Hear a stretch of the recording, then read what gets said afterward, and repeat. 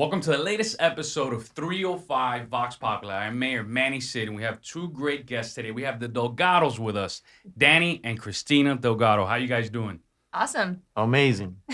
I really appreciate you guys coming on, and I think we're going to have a great conversation. I first wanted to thank our amazing sponsors. We're powered by Miami Lakes Auto Mall. Shout out to Fred Senra. Fred, we appreciate you. They're located at 16600 Northwest 57th Avenue. Their phone number is 305-455-3540.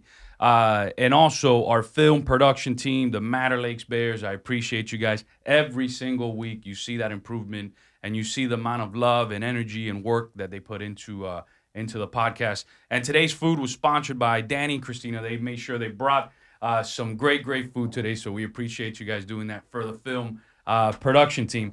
But getting into it, full disclosure, Danny and Kristina are partners of mine at the restaurant, so I just want to make sure everybody knew that. But jumping into it, one thing that I love about the Delgados is their energy. They wake up every day. They have immense amount of energy, and they're always moving forward, which is something so important in our society.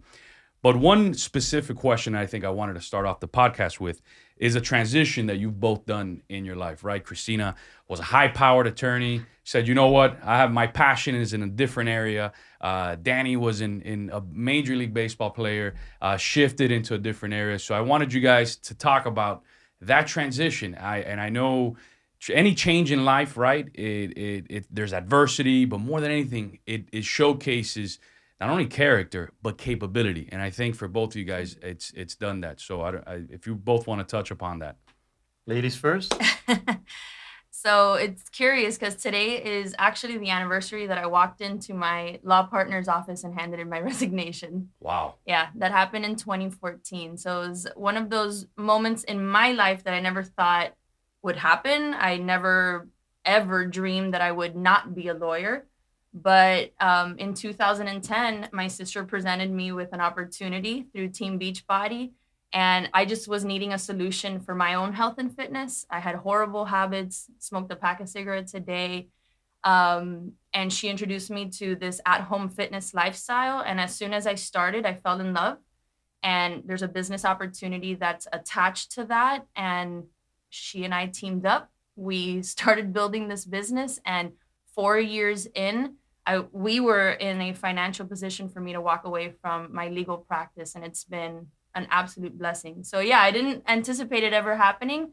A lot of things happened in those 4 years that changed our lives. Like our son DJ was diagnosed with autism. That started pulling me back home, and it just coincided with the fact that we were able to build this very successful business, with other women and men who are into health and fitness. And yeah, it brought me home. So big transition, but awesome. All from home. That is And at the awesome. same time, able to be with our son during that time. It was amazing. That is awesome. No, and I think what you hit upon. Well, I don't know if you want to touch upon that transition as well, Danny. If you want to talk about Yeah. So our stories are pretty parallel. Mine obviously was more athletic driven, um, a little bit more different with the whole thing that we talk about mindset. Being a professional athlete, that's what your identity is ever since you're little. Um, so unfortunately, once I got hurt and I had the 3 surgeries and I was forced into retiring, you somewhat lose your identity, which is very difficult for anyone. It's not Danny the baseball player anymore. So that was kind of tough for me. But we also talked about the victim mentality. Do you want to stay in that or not, or move forward? I chose the higher ground to move forward and better myself. So yeah, needless to say, difficult path, but at the end of the day, with this strong woman by my side, it's been great, and able to move forward. the other thing I really appreciate about you guys is that not only are you successful, but you pull people up with you, and I think that's so powerful. Christina, what you do, you motivate other women, you empower women, which I think is so important in our society today. Danny, I've seen you do the same thing. Where I mean, I'm sure we won't get into deeper into those stories, but where you literally pull folks up, and I've always heard you talk about character and doing the right thing and ethics, but talk to us. Why is it so important to make sure that you bring other people up with you in what you do every single day? For me, it's basically it's having people by your side. You know, when you're very goal driven and you put those blinders on and you kind of forget about everybody around you, you might eventually end up getting to that finish line. But is it worth it if nobody's there to celebrate it with you? I think no. So, you know, we kind of do that and help people and bring them up with us, you know, so we could celebrate all at the end together. I actually thought of the same analogy, but the mountain, like you climb Mount Everest, and if there's nobody there with you, like what's it all for? And I think success is a team effort. I don't think that any one person can be successful as an individual, whether it's a spouse or employees or a team like we have. It all has to come together, and that's where leadership plays a huge role. And I think that when you step into the role of leadership, the key is to empower other people to step into leadership, like, you know, the future. And that for me, that's my purpose.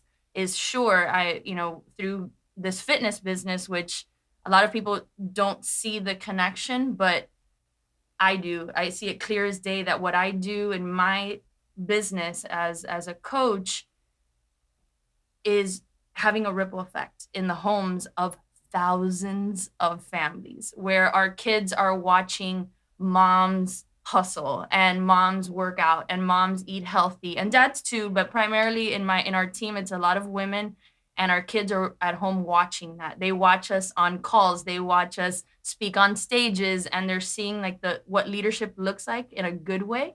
And you know, that's, I think that's what success is all about, is The ultimate ripple the effect. ultimate ripple effect of helping other people, and through that we're helping future generations become better, better than us, and that's always the ultimate goal. No, and being so transparent, because I think you guys share your story, on social media and all that. And I think you're absolutely right. It creates that ripple effect and it motivates people, which is so valuable. The other thing you guys touched upon was teamwork, right? You both went to Pace. I'm a Spartan as well. But you both, baseball, cheerleading, right? In both of those, think about it. You're in cheerleading. If they're gonna hold you up, you got to make sure that your team got your back blindly, because they're throwing you up in the air and you know that somebody's gonna catch you. Same thing as baseball. You're gonna trust your catcher telling you the signs. You're gonna throw So how has teamwork helped you guys? That foundation of cheerleading, that foundation of baseball. How has that helped you today and everything you do? Because I know it's helped me, right? Being playing basketball, playing the point guard. I know when to pass. I know when to uplift other folks. I know when it's okay, to set the screen and let somebody else get the glory. But I think that's given us an advantage in everything we do, is that foundation. But how has that helped you guys and what you do today? I mean, teamwork's everything. Makes the dream work. Yeah, as cliche as it is, but there's no I in team. Yeah, it's absolutely everything. And being a competitive cheerleader and then coaching competitive cheerleading, which now is so popular with the series Cheer, it really highlights the importance of synergy and working together. And again, it all goes back to success. If you want to be successful, you have to have a team of people that are all aligned in the same purpose, just like a cheerleading team, just like a baseball team, just like a basketball team. Without that, everybody's going in different directions, and the collective whole doesn't satisfy what their ultimate goal is. So, along with the team, is vision is important, right? Like you have to have the team has to understand where they're going, and how they're going to get there, and that's where leadership comes in. Yeah, teamwork. You mentioned, for instance, for me personally, I try to put myself in other people's situations. You spoke that we are partners at Mayor's Cafe, but whenever I deal with a situation, I try to put myself in either the customer's shoes or the employee's shoes, and that somehow gives me somewhat of a superpower to be able to deal with that as far as getting back to the whole teamwork. It's just not me. Like you said, there's no, I in team. It's not me, it's me, it's me. I'm gonna put myself in someone else's shoes to be able to address the situation better in a leadership role. If I'm selling a house, I usually put myself in the buyer's position just so we could come with a happy medium. If I was a baseball coach, I'm gonna think more of the player to help me deal with that better. Just in business or in anything, and that helps me become more of a leader because I'm not just a one-sided thinker. Yeah, so it sounds like empathetic leadership, right? Mm-hmm. Where Yeah, you walk in the shoes of others, you see through the eyes of others, and I think we lost a lot of that in our society today, we've right? lost it. You don't have enough of that. If we had more empathetic leadership, right, putting yourself in other people's shoes, I think a lot of the problems that exist in society would sort of disappear because it's so. I appreciate you guys sharing that. Absolutely. And talking about leadership and mindset, the pandemic has and revealed people's capabilities, right? Specifically in the way that they think. The pandemic. Even at the restaurant, we were like, oh man, this we're Mm-hmm. shut down. Instead of being like, oh, let's just give up. No, let's start doing delivery. Let's start doing this, inventando, right? I mean, I think that's really powerful. So talk to us about the importance of mindset. Waking up every day. I think you guys wake up like at 5:30 in the morning or something, Well, I right? do. He doesn't. Yeah, yeah. I stay 6:30. But yes, we all are pretty early birds in the house, even our kids. But I think that sets you up for. Yeah. Danny was talking to me the other day. He's like, "Yo, you gotta start waking up at 5 a.m. because that sets your day for success." And I was like getting pumped up. I tried it one of those days. I mean, it's you got to get used to it, right? But I think it goes back to Yeah. it goes back to that mindset. Yeah. Waking up every day and seeing the glass half full instead of waking up and seeing it half empty and be like, "Oh man, this is so early in the morning. I'm gonna go back." Setting up your day for success. But talk to us about the importance of that. What mindset does for you every single day. I mean, mindset controls your life. I call it, and when I talk to my team, it's the joystick that controls everything in your life. Whether you succeed, whether you fail, your attitude, everything is controlled by the way that you think, and thoughts become things. So you have to, you know, choose them carefully because they can steer you in the wrong direction. But years ago, I learned the importance of personal development and personal growth through the business that I am part of now. Um, and investing in that. I know a lot of people, for me, when I started and they said, you have to do personal development to be successful, I hesitated a lot because I thought I knew it all. As an attorney, a hotshot, I had a lot of ego. And it wasn't until I started reading and started listening to personal development and attending events that I realized that there's a lot to learn when it comes to mindset. And it's just like a muscle. You have to strengthen it every single day in order for it to kick in. And of course, everybody's human, and there are days that are bad days. There's going to be days, and life happens to everybody. But when you put your armor on every single day, which is that strong mindset, you know how to handle situations. So for us, when the pandemic hit, everybody had a choice whether they were going to reinvent themselves or they were going to fall into a victim mentality. And I think all of us in this room decided to level up and say we're the leaders here. Like, we're the thinkers, we're the thought leaders, we're the ones that can lead people through this. And on my part, Danny can speak to the restaurant and real estate and all of that. But in our business, I didn't know whether it was going to be feast or famine. When the pandemic hit, I didn't know if Beachbody would have staying power. And it just so happens we had incredible staying power because at-home fitness became what was needed. And our team just rose to the occasion because we had done years of personal growth to get us there. It's not just that you just turn on a switch and everything is fine. And it was last year, in the face of incredible adversity for everybody, we had a really good year. And I think it was a combination of being prepared for it through having developed those mindset skills. 100%. Mindset's everything. Victim or hero, right? When I lost my baseball career, I could have become a victim, but I chose the higher road. Real estate completely took a nosedive in '08. We practically almost lost everything. We chose the higher road, not the victim mentality. Our son, diagnosed with autism, could have very easily chosen the victim mentality. We chose the high road. And I believe that our continuous effort into taking the high road and not becoming victims is really what's led us to be here sitting in front of you. Yeah. And we will continue to do that. Mindset is huge. Mindset continues to keep you moving forward. Yeah, and two things that I've realized, and I think you guys do a great job of it as well. You want to change your situation, change the people around you. You got to roll with people Yep. that are same mind, same energy, because the energy you put out is what's coming back.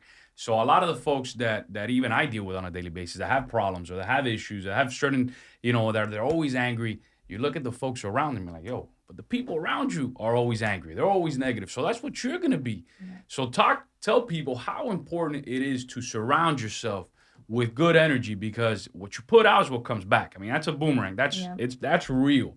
It's God, it's the universe, but energy is 100% real. You want to change your situation, you gotta surround yourself with good people. Talk to us about that. To me, go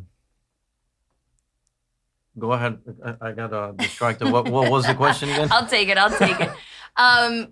Yeah, I think I learned that through both being in a law practice and then in the environment that I am now, that who you surround yourself will greatly impact your future. And if you're the smartest in your friends group, you need to find a new group of friends, because you need to level up, right? And I'm not saying throw everybody away, but you have to be challenged in the way you think and act and live your life by the people that you surround yourself with. We have been in situations early in our relationship where the people we surrounded ourselves, and even when you were younger, were steering us in the wrong direction. Luckily, flashing lights and alarms went off in both of our lives that said you need to step away, and it led us to make better choices of who was in our circles. But being a lawyer and in a great law firm, but in the legal practice itself was very toxic. One of the reasons why I was able to walk away easily, and even though I never thought I would, but I realized that they influence your thoughts, they influence your actions, the competitiveness, the toxicity, it seeps in and it just grabs hold of you. And if you don't make the conscious choice to find people that not only inspire you and motivate you, but make you think differently and challenge you to think differently and challenge you to be better and do more, that can really change the direction of your life.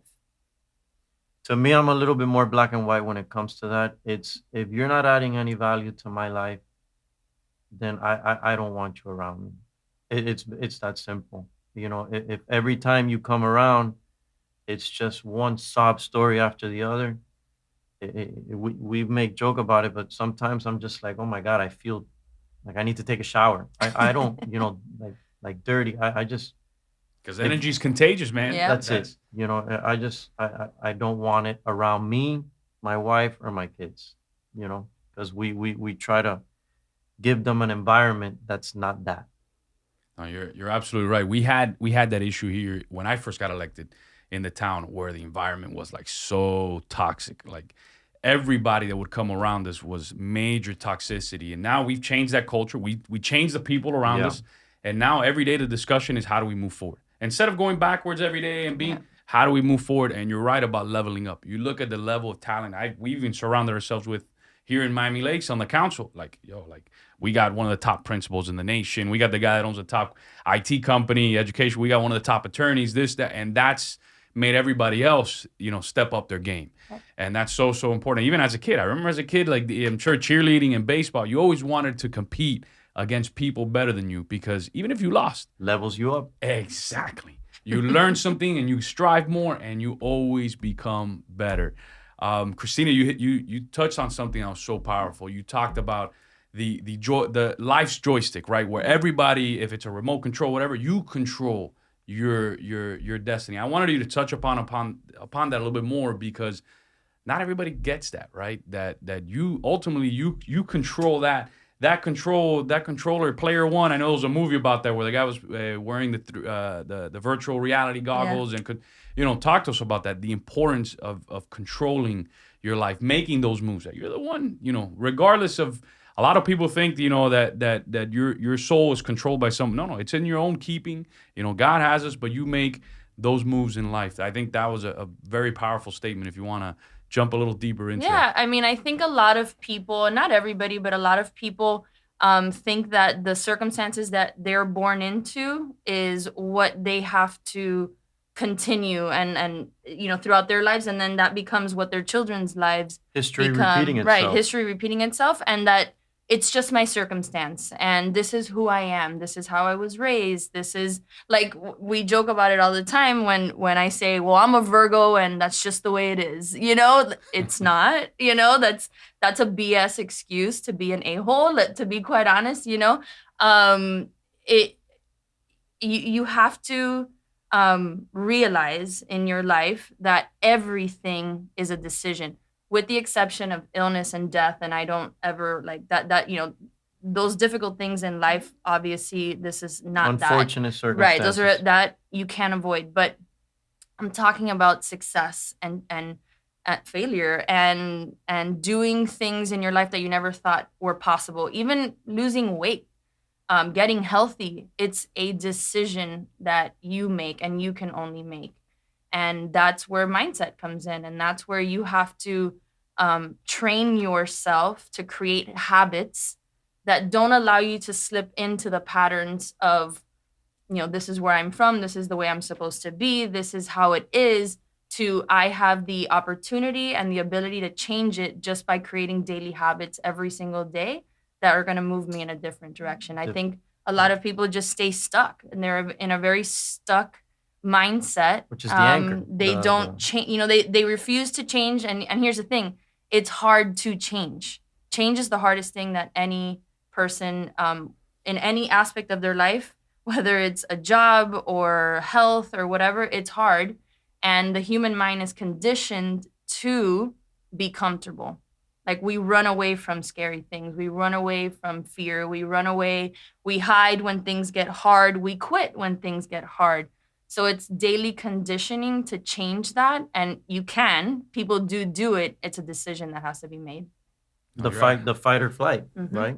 We've chosen to fight. You're absolutely right. And Danny, I know you've struck out guys like Frank Thomas before and stuff like that, which I think is, talk to us about that situation, stepping on the mound, pitching against a Hall of Famer and saying, having that, talking about mindset again, I could strike this guy out. Yet the guy's getting, you know what I mean? The amount of home runs he's hit, either I'm striking him out or he's going to hit a home run, but not being afraid to throw the pitch. Okay. So I've faced a couple guys. One of the ones that stand out is Tony Gwynn. Probably the greatest hitter of all time. One of the him and Pete Rose, amazing. Right? Yeah. So I pitched to him in spring training. He, I took him full count, changeup blowing away. He grounded out to shortstop. It was one of the highlights, me being able to pitch to Tony Gwynn. Another funny story, also in spring training, we were playing against the Rockies. So I'm pitching. I get the ball from the third baseman, and then I hear, now up to bat, Larry Walker. Oh. So I'm like, wait a second. I turn around, I look at him.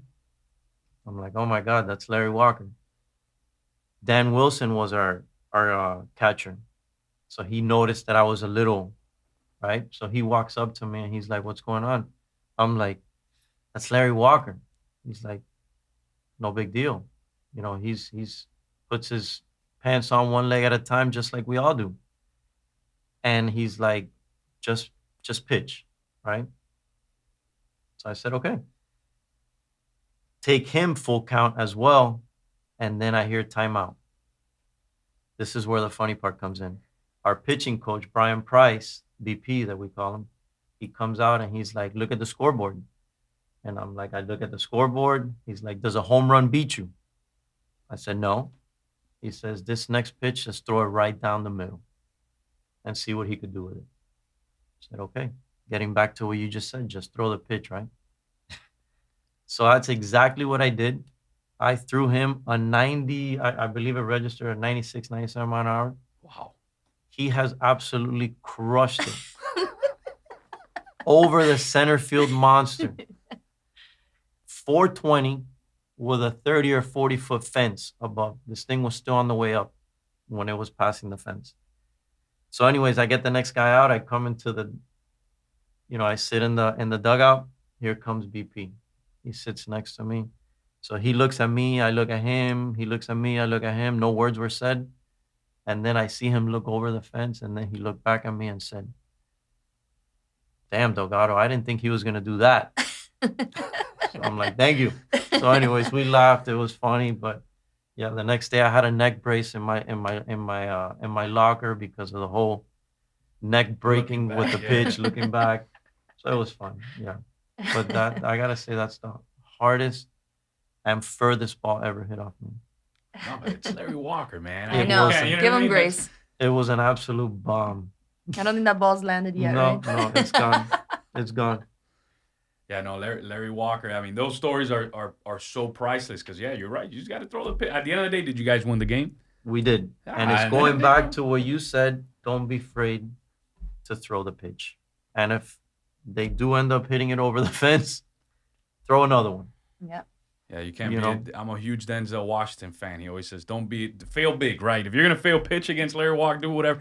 But at the end of the day, you won the game. You got Tony Gwynn out. I know you struck out Frank. I think Frank Thomas shared the story. Frank Thomas, I was lucky enough to throw to him. I mean, think about that. It's the cliche saying, right? Don't let the fear of striking out keep you from playing the game. No, you're Just go absolutely out right. and play. Just go out and play. One of the last things I wanted to touch upon with you guys is our partnership at the restaurant, right? I think the one thing that I really appreciate about the food industry is how it brings people together, right? I mean, think about it in politics and everything we do, you kind of see how, the country's sort of divided. But one thing that everybody agrees upon is that they got to eat. They want to eat good food. They want to hang out. They want to hear good music. They want to watch good. So for me, the biggest takeaway in the last 2 years is that, how powerful food is. Like food is, I never really thought about that till now. So I just wanted to get your guys' thoughts on it. The last 2 years, to me, that it has changed my perspective on human beings more than anything. Because sitting down with somebody, breaking bread, eating a eggs benny, a French toast, I mean, they could have completely different thoughts than we do. But right then and there, I mean, you're just jiving with folks who otherwise you probably wouldn't be hanging out with, right? So think about it. Food is really in the center of every celebration. Mother's Day, it's brunch. Thanksgiving is every, there's food always associated with celebration. And you're 100% right. It brings people together, no matter what their political beliefs are, religious beliefs are. It doesn't matter. It brings people together. So you're absolutely right. Yeah, it's like music. I think music Music has that is another same one. That same thing. ability. Yeah. And I mean, the last 2 years with mayors has been awesome.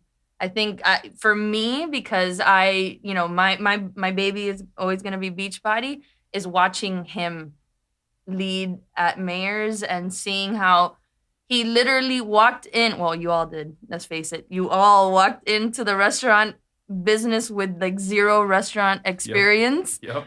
That has been the coolest thing. That really, to me, the last 2 years, that has been the coolest thing. Besides all the memories that have been made at Mayors with my friends, and I love walking in the morning and seeing all the moms from OLL having their toasting there with their mimosas. Like, I think that's the coolest thing. But for me, on a personal level, being part of the Mayors family is watching you guys, and particularly my husband, learn the restaurant business, learn how to lead in the restaurant business. I mean, I hear him talk about the numbers and the food ordering and the issues, because there's always going to be issues and there's always going to be problems. But learning how to navigate that has been a real joy in my life. And I'm very proud of you.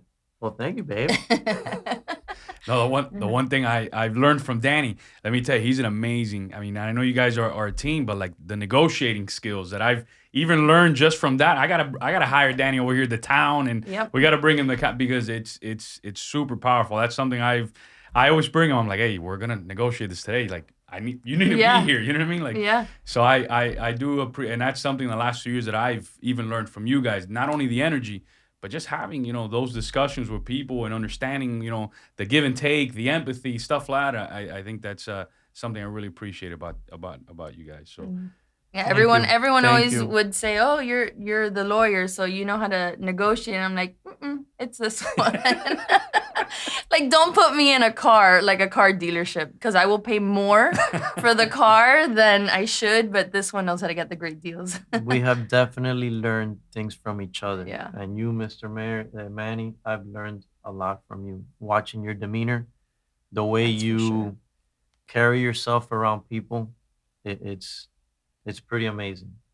No, I appreciate that, and we all make a good team. So as we wrap up, want to give you guys an opportunity. Flip the script. Anything you got for me? Any questions you guys got for me? Whatever. Well, I think your family is beautiful and you have two awesome boys. So I was just curious, do they have aspirations to follow in dad's footsteps? So my oldest one does. He loves. He watches every single council meeting. Super, analytical. He travels with me to Tallahassee, and so I've told him, I go, look, don't make any decisions today. Like, I wanted to be a marine biologist, and then I get seasick, so I had to drop that. And I still love the ocean, but like, being real, I get right off the bat. I get on a boat wherever I go. If I'm not, it's over. Like, Oh you my got to God, take how me funny. back. So that career was done, and to this day, I wish I would, but I just couldn't do it. So that's where I tell him, I'm like, look, just you're 12 years old. Take your time. You know what I mean? Politics. My biggest issue right now is that politics is so divisive. This kind of getting into public service nowadays, to a certain extent, for a lot of people, it's kind of scary, right? Going against the grain is a risky business. Nip Hussle had said that before, and that's what happens now in the country. It's so divisive. So I want to make sure that even here in the town, that we kind of change Yeah. that culture. But yeah, I am afraid for future generations. I know he wants to get into public service, but I am afraid for that next generation underseeing everything that's happening in Washington, Yeah. in Tallahassee, in the county, and I want to make sure that we kind of, change that culture before, they go ahead. But yeah. Absolutely. So that was somewhat of a softball question. Mine is It going to be a was. little bit more different. You spoke about the political divide and the way that politics are right now, right? Unfortunately, whatever decision you make, 50% of the people will disagree with it just because of your political affiliation. They won't look into it. They won't give you the benefit of the doubt. So my question to you is, how will you go about changing that and bridging that gap, and people not just seeing an R or a D at the end of your name, but giving you benefit of the doubt? So everything we do in life, everything you guys do, there's a foundation of trust, right? And I think I'll give you an example of what we did here. There was a major trust deficit in our community. People didn't trust their government. People didn't trust what was happening. So I had to, when I got elected, I had to change it, and I did a lot of little things, like putting a glass door here. It was symbolic, but it showed people, hey, whoever I'm meeting with, full transparency. People can see. Gave everybody my cell phone number, so every single resident of this town can call me whenever. I go to their house. I have mobile office hours. We have Saturday office hours, knowing that people work 9 to 5. How can you expect them to come City Hall 9 to 5? They're at work. So we have Saturday office hours. And I did all that with the thought process of bringing people together, saying, hey, I know that there's a trust deficit. I know that there's problems. But injecting transparency, injecting this type of creates trust. Another example is our city contracts. For a long time, if you wanted to see who we had contracts with, you had to call the clerk. You had to put in a public records request. You had to pay for it. Now, I put it all online. Hey, you want to see what we're doing? It's all online. Our checkbook is online. I have a gadget now where you could see how much money is in the city's coffers right now in real time. It shows you, too, if $5,000 goes out, it shows you what's the contract attached to, the check number, everything. And we did that to create that trust. So I think if you have that foundation of trust, it becomes a lot more easier. And we've seen it. The town just did a poll recently, and 93% of our residents were happy living here. The national average was 71, right, for communities. We're at 93%, where before it was really, really bad. So being honest, being transparent, being, just having conversations with people, maybe over French toast, whatever it is, and having, it kind of just bring people together. But having that level of transparency, I think, has changed the culture here. I think it changed the culture in the state government in Washington, but the numbers are evident in our community from what they were to what they were today. It seems that you have a follow-up question. No. I agree with that. I No, agree. it's- yeah, I agree with that. 100%. It's just, yeah, the divide is so strong that unfortunately people are not willing to see past it, you know, and that's difficult. Yeah, it is. It is. But I think it could change, right? I mean, there were days. I'll give you an example. When Ronald Reagan was president, the Speaker of the House was a Democrat, Tip O'Neill. They got along. They hung out every single, and they made deals that benefited the country. And the one glimmer of hope that I saw during the pandemic is when Republicans and Democrats got together to pass the PPP, one of the most important bills in the last 20 years of our nation. They did it by working together. Now they're back to, I'm a Republican, I'm a Democrat, we're never going to agree, and I think that's a major problem, and I hope it changes because we all have more in common than not. But another thing I kind of realized out of this conversation, I would love for both of you guys one day to run for public office. I think you guys would be phenomenal. Oh boy. All right, we'll keep that in mind. But I really appreciate you guys coming on. I think it was a great conversation. I think what's really cool too is that when people see you in the community, they say, "Hey, I just saw the podcast," and I think motivating people, inspiring people and inspiring that next generation. So I appreciate you guys sharing that. If you guys could do me a quick favor, if you guys are cool with it, if you could look into this camera and just close out the podcast for whatever way you guys want to do it. Close out how? You pick. Mr. Manny Sid, thank you for having us. We really had a great time. Yeah, it's our honor to be here to serve to talk on this podcast, and I hope you guys enjoy it. Thank you guys. Check us out on Twitter, Instagram, Facebook, and YouTube. We'll see you next Wednesday. Take care.